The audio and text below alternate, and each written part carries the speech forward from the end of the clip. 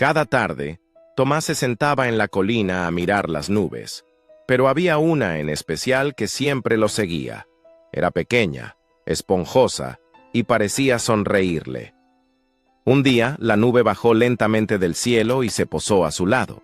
Tomás, sin asustarse, le preguntó: «¿Por qué siempre me sigues?». La nube respondió con una voz suave como el viento: «Porque tú aún crees en lo imposible». Tomás sonrió. Subió a la nube y volaron juntos por encima del pueblo, del mar y de sus propios miedos.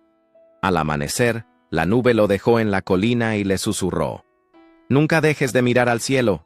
Allí es donde comienzan los sueños». Desde ese día, Tomás creció, pero nunca dejó de creer, y cada vez que necesitaba inspiración, una nube lo visitaba. Cada tarde, mientras observaba las nubes, recordaba que en el cielo siempre hay espacio para soñar.